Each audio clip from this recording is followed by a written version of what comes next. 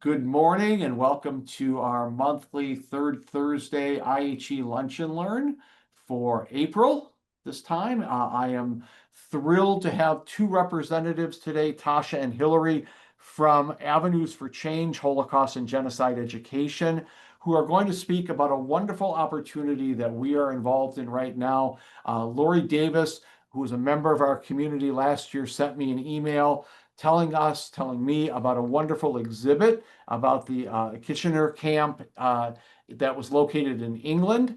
And would there be any possibility of bringing the exhibit here?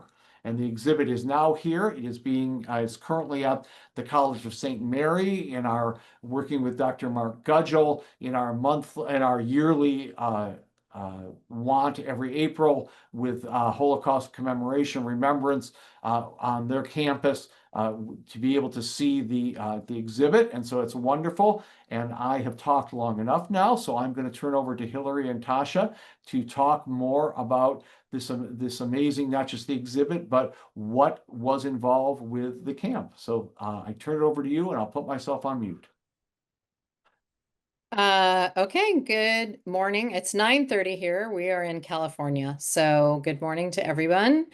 I'm Hillary Levine, and I am part of Avenues for Change. Tasha and I are co-founders, and we do Holocaust education throughout the state of California. Um, Tasha, why don't you introduce yourself and then we'll... Hi, I'm Tasha Tillotson, and as Hillary mentioned, I'm one of the co-founders of Avenues for Change, and we're looking forward to sharing with you some of the materials that we acquired through the exhibit, and the photos are incredible. So we hope you enjoy the presentation. Yeah. So I'm going to share my screen, and I think everyone should be able to see this, okay? Yeah. So, I'll kind of give you a short, brief history on how Tasha and I came to the Kitchener camp. Um, I'm on LinkedIn, which probably everybody knows. LinkedIn's like the business social website. And I saw a little blurb about this Kitchener camp from this woman and the Wiener Library in London, England. And I was like, this is so interesting. I have never heard of the Kitchener camp. What is this? And I told Tasha about it. I'm like, we have to figure out about this. They say we can bring this to California. So we met with Claire, and I'm going to go ahead and start this so we can look at Claire. Obviously you can read this, so I don't need to. This is Claire. And she has an incredible story herself, as finding out that her father was in this Kitchener camp and how she found out about it. You'll see here that it says that all images and documents can be viewed on kitchenercamp.co.uk. That is an active website that Claire keeps up. This PowerPoint is the one that goes along with the Kitchener Camp exhibit. And so for Tasha and I, it's just the easiest thing for us to share to explain. We met with Claire for quite a long time. And then Tasha and I decided to acquire the exhibit so that we could bring it here and share it. And it's been 3 or 4 places now. I think this is its fourth place. And it's very interesting and well received. And so we will give you some information about it. I'll go through the history a little bit faster, and I think Tasha is going to chime in at different points in the conversation, but we're going to just go to the 1930s in Germany and just kind of talk about, what's happening there. Adolf Hitler's become the chancellor in 1933, and over the next 3 years, he starts his Nazi party, and he's stripping the Jews of human rights, civil rights, means to earn a living, and their homes, and over 400 pieces of anti-Jewish legislation are passed. So I'm sure many of you already know this history, but I just want to give you the brief overview here. And the other thing that happens are, well, these are just some of the anti-Jewish legislation. Jews are excluded from state service. Jewish students are restricted from attending schools and universities. Jews are banned from medicine and law. Jewish tax consultants are no longer given licenses to work, and Jewish actors are no longer allowed to perform on stage. Throughout this presentation, you will see original photographs and letters from the actual Kitchener camp. So if you see here, this is a photograph from the Kitchener camp. And then there's a letter there as well. So where it says letter 3, that actually coordinates with what you see on the actual poster that's up in St. Mary's, right? And then 1935 to 36, the German Jews are excluded from citizenship, excuse me. Political rights are removed. Jews can't vote, hold public office, and it goes on and on, all of their rights that are stripped. I think it's very interesting to look at this drawing on the right of a Kitchener camp refugee, Hans Jackman. Explaining, it's basically a photo of a child trying to go to school and is not able to attend school. And then here's some more laws that come up in 1937 and 38. Jewish property must be registered with the state. Jews are barred from cinemas, theaters, parks. Jews are banned from attending public schools and universities. By January 1st, Israel or Sarah must be added to given names. So you see on the right a German passport for the journey to the Kitchener camp, and you see the J there for Jewish, and the name has been changed. And in autumn of 1938, all of the passports are now stamped with the J. We all know that the Anschluss, the German annexation of Austria, took place in March 1938. And with that, German troops enter Austria and take over and incorporate Austria into Germany. And it's approved by popular vote, which was held in April of 1938. And Jews and Roma are not allowed to vote during that time. There's a lot of anti-Jewish violence during that time, and the opposition is met with arrest and torture and killings, and Jews are humiliated. And hundreds of pieces of anti-Jewish legislation are now also in Austria. Did that go down? Okay. So this is where we come to the Kitchener camp. So on October 24th of 1938, a refugee camp in England, with the increasing pressure of numbers of situation for the Jews across Greater Germany, the budget of the Council for German Jewry is coming under strain. By October, the sums going to the German Jewish aid have already exhausted, so there's no more funding to help German Jewish people.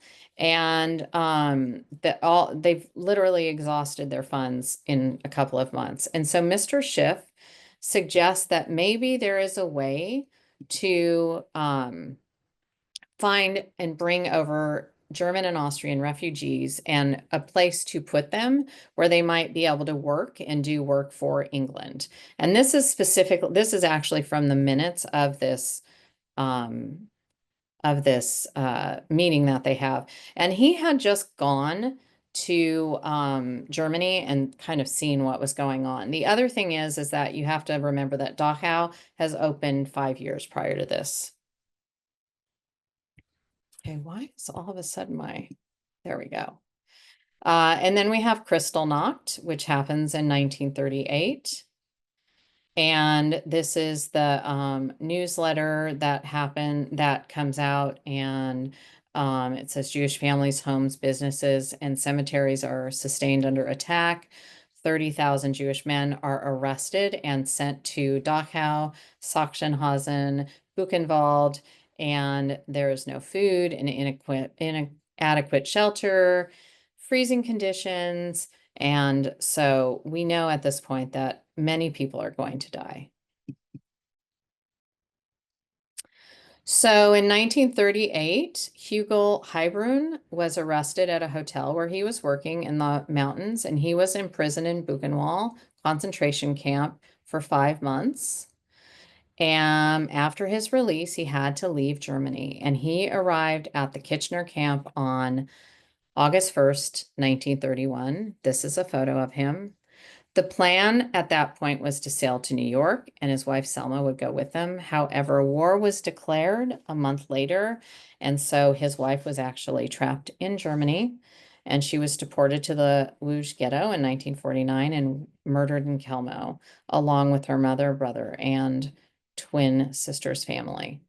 So this is the first evidence of someone going from Germany to England.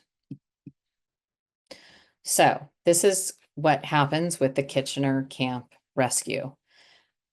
They basically put together an administration, and the Jewish Aid Agency is the person or the group who is in charge of this camp. And the camp opens on January 20th, 1939. If you see the exhibit, you'll see like literally kind of the camp arising.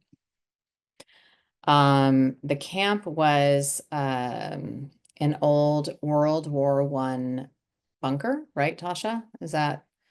Yeah. Yes. Mhm. And so basically it had been meant to be torn down, and then they left it, they never tore it down for whatever reason. And so this is how come it was available. So the following slides are abridged translations of different letters that went back and forth, and to explain how different people were going to be able to travel to the Kitchener camp. And so we're going to just kind of go through and really dive into this. So these are what the documents looked like here on the right, travel summons. And it says the admissions commission offers you a place at the Kitchener camp. So if you were able to go, we hope to obtain your travel permit soon. Make your preparations immediately. Please sign the attached declaration agreeing not to sue the council for German Jewry if you incur injury during your stay. So obviously they're bringing people over from Germany to England, and they are aware that there are some liability factors. And so this is the first letter that anybody who is being invited to go to the Kitchener camp would receive. So this was the plan. There would be 3,000 residents at the Kitchener camp. And the place is basically like a free space. New immigrants would arrive. There would be life in this camp would be not easy because they're going to have to work to keep it going. And the hard thing is that wives were not invited, although later we learned that there actually were about 140 women who were there. And so they have to provide proof that they can do manual work and that they are willing to do that and obey, so it is like a work camp, and that 70 people would be sleeping in each barrack. And this part's kind of funny. They're forbidding people to smoke. So I wonder why that is. And then going forward, and these are all, so I'm sorry that this is maybe not bigger, but these are all photos from the Kitchener camp. There are lots of photos now if you go onto the website.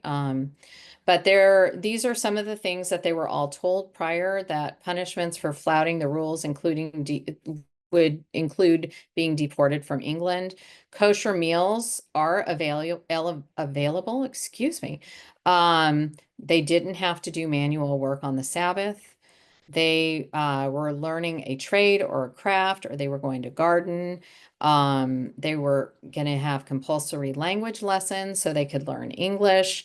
There would be music and singing, a camp cinema, and even possibly theatrical performances. So this is all as they're getting ready to bring people to the camp. This is what people were receiving.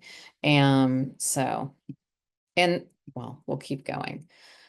So they could receive permits to leave camp. This is one of them here. And it says they could leave, but and they could go to London, and visitors are allowed only at specific times.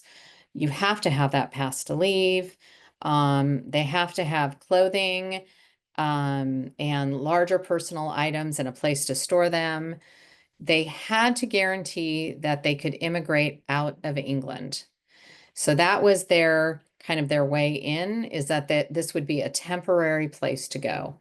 And there were many questions, and they gave a place where they can go and get answers to their questions. I'm just going to check my time. Okay. And they had this Kitchener kit, which I find interesting. Every camp inmate must have his kit. Given the large number of camp members, no kit can be issued. So they had to come with this kit as well. And as we know, it was really challenging back there in Germany to even come by any of these things. But, you know, these were some of the reasons behind. A lot of people won't have money, but they need to bring everything with them. And if you don't, you would have great embarrassment, which I find really interesting.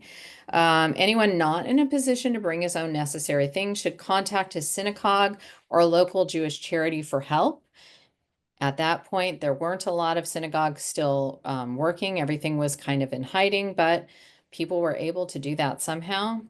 Everything must be named, otherwise washing would not be returned to their owner, and the camp takes no responsibility for unlabeled items. It almost sounds like what happens when we send our kids to summer camp. And this is the Kitchener camp kit that people needed to bring. I'm not going to read that. And this is a picture of things that people actually brought to the Kitchener camp. Some of these items were found in Kitchener camp survivors, like boxes up in people's attics and that kind of thing. All right, so at this point now, this is going forward. So they were basically forced to leave. So before they were forced out of the countries of origin, the men who were soon to be Kitchener camp refugees, they had regular lives, doctors, lawyers, shopkeepers, etc. And the above picture is a Kitchener camp refugee, Ignaz Solomon, and his family in Vienna. And below is their store. They had a store in Austria. Here's some more families. Left Jewish fraternity party in Breslov. I'm not good with this, in the early 30s. So again, these are just some of the groups of people who were possibly going to be going to the Kitchener camp. This was one of the few remaining Jewish schools in Germany. One member of the staff, Werner Wiesenberg, who is Claire's father, was rescued to the Kitchener camp by wars, and most of these teachers had been killed in concentration camps. So he's actually in this picture, Claire's father. Why did a refugee get a place in the camp? So German Jewish technical and training schools in the 1930s, if you were a member or went to school there. These camps were funded and run by the same philanthropic group that organized and funded the Kitchener camp.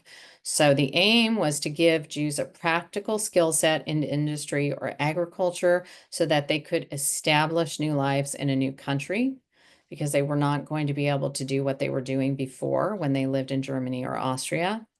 And when the Jewish aid agencies brought groups of young people to Britain, they were often placed on farms and sent to work in an industry, and they didn't know what they were doing, so they had to learn a new industry. I mean, I think it's interesting that it actually, Claire put in here that it really was kind of like a Jewish training school to an older age group, because many of these people were in their 30s and 40s and had already had established careers, and they needed to figure out what they were going to do next. And part of that was teaching them English. So they had English lessons each day and Spanish and Hebrew if they thought that that was going to be one of their destinations. Because as we know, several people immigrated to Palestine and other people immigrated to Spanish countries, like my cousins went to Ecuador. So the refugees built this camp as well. So they had to work to build the camp. So here are some Berlin technical students that ended up in the Kitchener camp. And Gerhard Wolf, he immigrated to the United States in 1940 and joined the U.S. Army Engineers in 1941. Ernst Lowenberg, during the World War, Ernst helped build Spitfires for the RAF, which I think is the English Army. Siegfried Metz enlisted in the Pioneer Corps and later transferred to the Royal Electrical and Mechanical Engineer. And Herbert Nachman, during the war, Herbert worked on jet engines at an aircraft manufacturer in Leeds. So all of these men used what they already knew and then ended up doing things in England or in the United States. Young men from the training school did much of the early construction at the Kitchener camp. It was very small and they actually made it bigger. So students were among the first refugees to arrive, and they traveled and worked under the instruction of Leopold Koh. And these students helped make the camp habitable once more, because it wasn't habitable when they got there. And so they really worked to do this. So that thousands of refugees could go later on. And why did the refugees get a place at the Kitchener camp? Well, that was really interesting. And interestingly enough, I actually have found connections just by having conversations with people. And later on to say, I think your family might have been in the Kitchener camp, because it sounds like a story I've heard. And sure enough, I was right. So some of the Jewish fraternity members that were in the Kitchener camp that came from Germany were, I'll let you read this, but there's Werner Wiesenberg is in the photo right here. So again, this is Claire's father in his fraternity colors. Here are the fraternity colors. And so, you can see we have an administration advisor, a dental surgeon, a pharmacist, an engineer. So all very, very accomplished people were brought to the Kitchener camp. The one thing you're going to notice is that people who were not educated were not brought to the Kitchener camp. This is a very interesting story as well. I'm pretty sure we all know the story of the MS St. Louis, which is the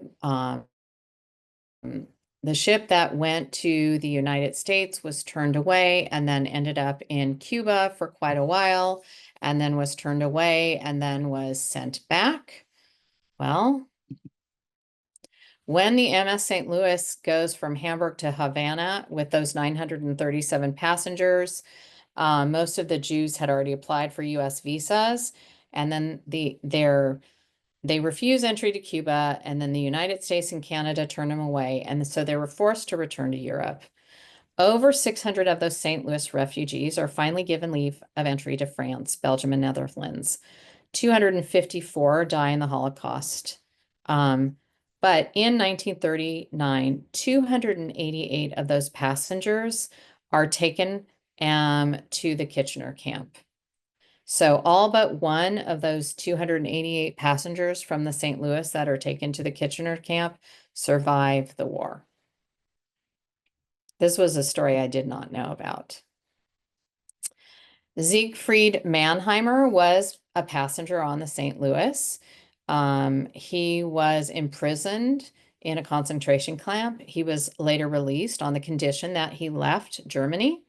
And in 1939, he boards the St. Louis. And when the ship is forced to return to Europe, Siegfried is given leave to learn Kitchener refugee camp paperwork so he can go to Kent. At the start of the war, he works as an air raid warden, and in the summer of 1940, he is interned and deported to Australia on the notorious Dunera voyage. He's finally released in 1943 and begins working in Melbourne, and he survives, and then his wife finally joins him in Australia.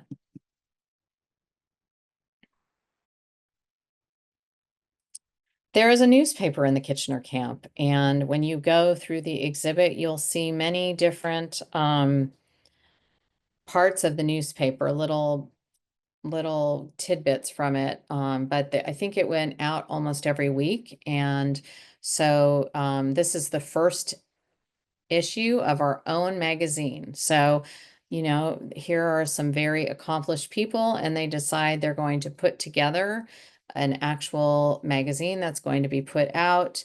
And it really just kind of, I think it's meant to be uplifting and interesting and give people information about what's happening throughout the camp.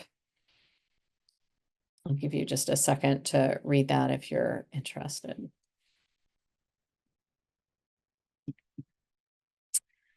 So the Pioneer Corps at the Kitchener camp, winter of 1939 to spring of 1940, it's an auxiliary military pioneer corps.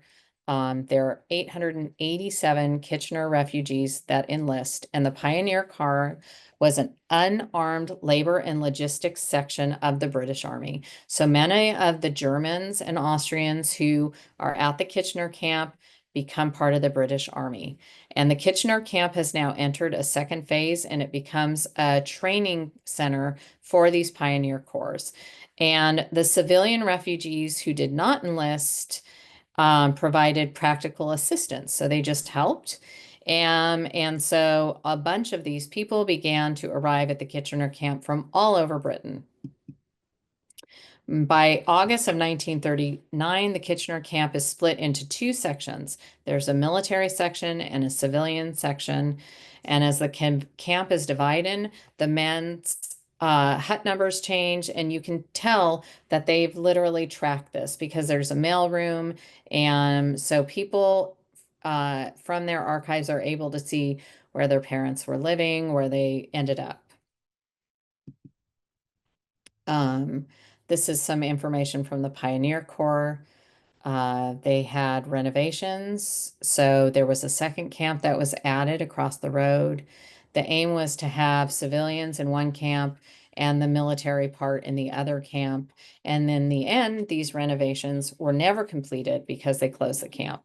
And the Hague was used as a listening post, however, where the refugees undertook vital translating broadcasts. So a lot of the translations, because all of these men spoke German as their first language, were able to be done in this area. And there's actually, you can see on the bottom right, this map of the Kitchener camp and where they put the Hague camp across the road. It was a very important thing that these men who spoke German were able to do for not only the British Army, but also for the American Army as well, in using these translations against the Germans. I think probably part of what ended up happening to end the war. And so here are, well, basically what I was just saying, German-speaking Jewish refugees enlisting in the army, even though they knew that they were at a great risk. But if they didn't, they would, they felt like they had to do this. So if a refugee soldier was caught, they would not be in prison as POWs, but they were actually shot as traitors. And later in the war, the men were encouraged to change their unit name and army number so they would be less easily identifiable as a German Jew in case they were captured. But if they spoke, obviously they had a German accent. Their German accents didn't go away. So this was kind of a giveaway for them. The Pioneer Corps Training Center #3 shows that it was shared by family, providing so many details. So if you knew your family was in the Kitchener camp, or if your family was in the Kitchener camp, the details that were kept are actually amazing. And so, it says many small details are brought together across the materials kept by hundreds of refugees. And here are some of the Kitchener men who were in the Pioneer Corps.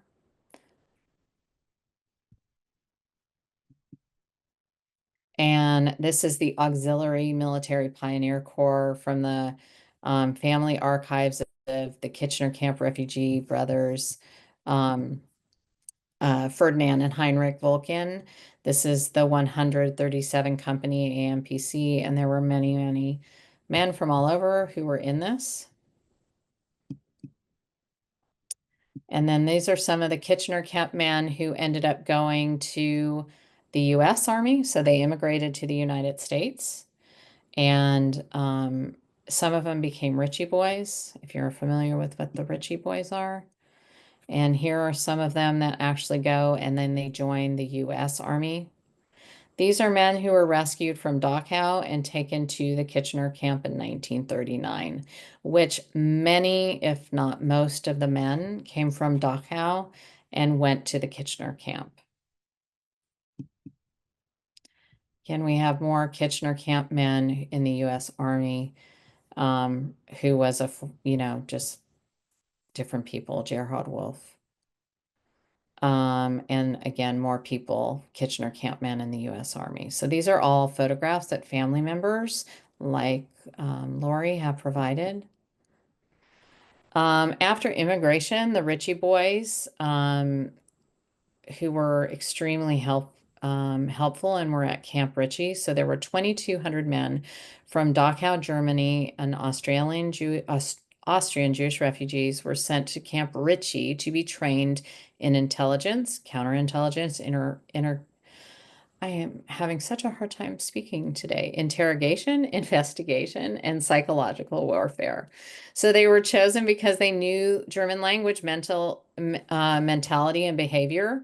And so they actually worked behind the front lines and interrogated people and were able to analyze what was going on in Germany and the plans. And so, they were spies. And everyone's heard of the Ritchie Boys. The Ritchie Boys have been on 60 Minutes, and there have been movies made about them. And it's just a really interesting and unique job that these men were given. And I think yeah. So what about the woman? Because I feel like, we probably need to just mention them. In May 1939, finally consideration was given to the women, and some women and children resided there in September of 1939. Women were only allowed to stay for a few weeks, and then they had to find other accommodations. There were 140 women listed on the Kitchener camp roster. And unfortunately, most of the Kitchener camp men's families were murdered because they were not able to bring them over.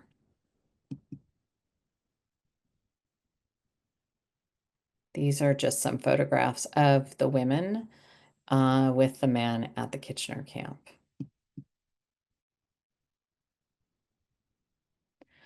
And so these are just some really great different letters that were written back and forth, and then some of them were actually published in the Kitchener Camp News later on. So I was born in New Street, Sandwich. So Sandwich is the name of the town where the Kitchener Camp was in Kent. In 1938, I was 6 years old. 4,000 Jewish men from Airman Camp were offered safety in the Kitchener Camp on the outskirts of Sandwich. The camp had been used for training World War I soldiers before they were shipped across the channel. It was still more or less intact, and new arrivals were talented with various useful skills to transform the old building into livable accommodations with chimneys and fireplaces, etc. They worked hard on local farms, and they formed music groups and other interested groups within the camp. At weekends, when they had free time, the local townsfolk would invite them into their homes where they could relate their sad stories and remember their families they had left behind, and some already slaughtered in concentration camps who would never be seen again. My parents would light a coal fire in the lounge and invite 3 men for afternoon tea on Sunday afternoons. My mother would make a delicious chocolate sponge cake with butter icing, my favorite. One visitor in particular I called Uncle Frank, real name Frank Kurt Frankenstein. He won a bronze medal for Germany in the 1936 Olympic Games in one of the running events. I cannot recall the names of the other 2 regular visitors. In 1939, when war was declared, Uncle Frank, with some help from my father, I think, joined the officers' corps and became a major in the 8th Army, finishing up a skiing major in Italy. Uncle Frank adopted my family as his own, as none of us were left alive were left alive in Germany. He wrote my mother on a weekly basis. His photographed air mail letters would arrive with most unreadable small print. We knew he was alive, and that was all. Once he turned up on leave without notice. My family had evacuated to Rotherfield in Sussex. Uncle Frank slept under the hedge because he did not want to wake us in the middle of the night. The war finished, and Uncle Frank stayed with us for a while. We were in Stourmouth at this time, having moved there in August 1943. He wanted to go into business with my father and buy a local farm, but my father had businesses in Sandwich, which he needed to expand and make viable again. By law, all of the previous employees who had been conscripted into various fighting forces had to be taken back into the previous positions. Uncle Frank met Kathleen, a school teacher. They married and lived with us in Stourmouth until Uncle Frank found an opening in the building trade in Cornwall. He was very enterprising and developed a new style of quick erecting buildings, with concrete slabs sliding into grooved concrete pillars. The company he formed was very successful. He had a son and daughter. He followed his athletic abilities, particularly tennis. He became an umpire at Wimbledon, and in 1976, he collapsed and died during a tennis game at his local club. There are many, many letters like that that are on the Kitchener Camp website. I know I have like 5 minutes left and then we'll go ahead and take questions. But so during 1940, one condition of entry to Britain under the Kitchener Camp scheme had been that refugees would remain in the Kitchener Camp until they immigrated onwards. So they couldn't go into England and become citizens in England. They had to immigrate out of England. And although the British government stipulation was unpopular among civilian refugees still living in Kitchener, it was enforced. So many were waiting for their visa number to come for entry. And by 1940, over 600 Kitchener refugees had moved on to the United States. In 1940, when the news was released about the internment and deportation conditions, especially on HMT Denura, a political and media backlash began, and the policy of mass internment was reversed a few weeks after it began. So for those deported overseas, however, the bureaucracy of release often took months and in some cases years. So there was a lot of bureaucracy surrounding this whole situation of how to leave, how to get back, what to do. This is another Kitchener Camp refugee who ended up going to Canada for internment on July 14th. And I'm sorry, July 1940. And then this is just a blueprint of the Kitchener Camp that was displayed on the wall. That was done by one of the Kitchener Camp refugees. And the original plan is actually on the wall in the Wiener Library, still to this day. And so he was considered the architect of the Kitchener Camp. And he was the one who basically, everyone said, well, it says it was he who once committed to the task of providing shelter for thousands of refugees, mobilized them all, and procured their contributions from personal service to the supply of cement, glass, paint, nails, and the rest. To him, therefore, much of the debt is owed by all those whose survival was aided by the physical existence of Kitchener Camp. And so these are just some more testimonies of different people going forward and what some of them did. Like this one, I left Vienna 12 months earlier to celebrate my graduation as an architect and decided to explore England. And then news reached me that my eldest brother had been taken from our home in Vienna and sent to Dachau. And so a lot of these stories have been documented and pulled together, and they're all held on the Kitchener Camp website. They're also on display and in the archives. Many of the original documents at the Wiener Library in London, so you can see them there as well. This is more about the Kitchener Camp architects, Walter Mamarek and Ernest Joseph.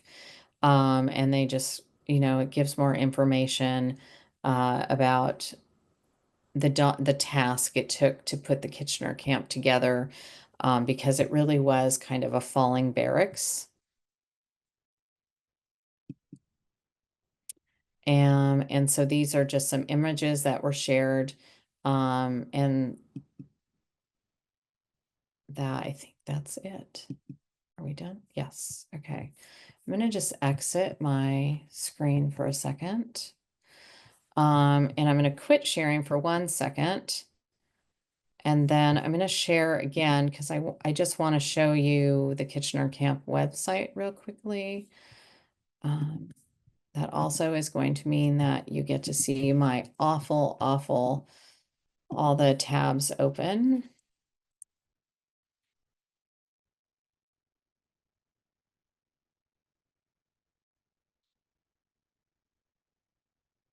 So this is the Kitchener Camp website. It's really very extensive. You can read here the list of people who live there, by name, male, what their occupation was, their date of birth. So if you find out that you have a relative who was in Dachau and ended up in England, and you don't know that they were in the Kitchener Camp, there is a strong possibility that they were in the Kitchener Camp. There's also a really great timeline here of the Kitchener Camp and what happened and how it all happened, and maps, and there's just all kinds of amazing things here, group photographs, um, and you can identify your family members in these. In fact, someone walked through our exhibit when we had it here, and they were like, I think that is my grandfather. So yeah, it's pretty amazing. So I think I ended just about in time for questions, Scott. Tasha and Great, I yes, can. thank you. Just want to let you know that we just finished 3 programs on the Ritchie Boys here in Omaha. We had the director also of the Ritchie Boy Museum from Maryland come and speak. And then one of our members of our community, her father was a Ritchie Boy, and she did not know during his lifetime because it was declassified. It was only declassified in 1995. But Wow. and we actually showed the movie too. So thank you Mm-hmm. so much. What my question for you, and it probably isn't one, it's kind of out there, is why do you think that it's taken so long for really this information to get out there and for people to know, meaning that people knew about this place, but really not to the level that we're finding out now? I'm going to let Tasha answer. I think that's a great question that Yeah. comes up a lot when we're talking about this history. Like, why do we not know all the details and find out things after the fact? I think, obviously England was going through tremendous stress of their own during that time. And so I think they just saw this as an opportunity to do something And it happened, and they didn't really think much about sharing that, act of rescue with the world, and I think it just kind of falls under that classification. Yeah, Great. Claire said that she didn't know anything about her father and the Kitchener camp. And when her father passed away, she was cleaning out his house, went into his attic, and found a huge box with all these documents from the Kitchener camp. And she actually is a professor. I think she was a professor at Oxford, if I recall correctly. But anyway, and so for her, it was a lot of outreach too, because the barracks are no longer there. So it was kind of like, wait, how, there's no evidence of this ever being there. It's fascinating. It's interesting how many stories I hear where the second part of the story is, and when my father passed away, we Yeah. found. We had Hmm. someone who did a program on Courtroom 600, and it was exactly, she was given a bag of his possessions that he had stored away. And that's how she found out. Are there Hmm. other questions? Bob, Bob. please. Yeah. Was there any resistance from the German officers in Dachau to send the prisoners to England, or did they willingly let them go? My understanding is that as long as they had the money to travel, they were let go because at that point, they didn't want Jewish people in Germany. So getting the Jewish people out of Germany was totally fine with them. Interesting. Other questions? Dana. I see Dana, Dana. yes, just a Dana, couple of, sorry. thank you. Just a couple of comments. This man Frankenstein, was it Kurt Frankenstein? I'm not sure Hmm. that. Yes, it talks about the construction he was involved with afterwards, and it sounds a lot like the style in the Brutalist movie. That it's so funny that you say that because I just saw The Brutalist last week. And when I just was reading that again, I was like, oh my gosh, that is so strange. But I don't believe that it's the same person, but that Right, I right. and I didn't look, but yes, you are correct. I thought about the same exact thing. And my other comment was just that when the MS St. Louis was in the ocean, the ship that rescued my mother was in the ocean during the same time, had also Mm. left from Hamburg. And that's the Gilbert and Eleanor Krauss rescue of 50 children. Oh gosh. Wow. So many interesting stories that just kind of connect and come together when we're talking about this. And that's one of the things we've been trying to do is find all of these, every story is unique, but all these ones that we don't necessarily know much about and making sure in our case that our community is learning more. Other Hmm. questions? Well, I want to thank you both. This is fascinating. I also, Lori is going to watch us as when it's the recording of it. I want to thank Lori Davis for bringing this to IHE's attention, and to Hillary and Tasha for their willingness to send the exhibit here. And it is currently at the College of St. Mary in the library. There's plenty of parking there. It is open Monday through Friday, 9 a.m. to 5 p.m. And the library is really easy to find right from the parking lot. And I hope that you will go see it. It's coming down on the 30th of April. So again, thank you.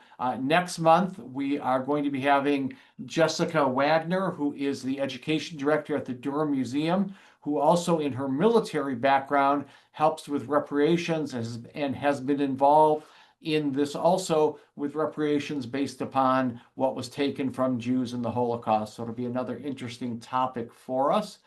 Next Wednesday evening, 7 p.m. here at the Jewish Community Center is our commemoration of Yom HaShoah, and I hope that all of you can attend. And again, thank you. I hope everybody has, for those celebrating a wonderful rest of Pesach. And again, Hillary and Tasha, thank you so much for being here. And we'll see you all next month.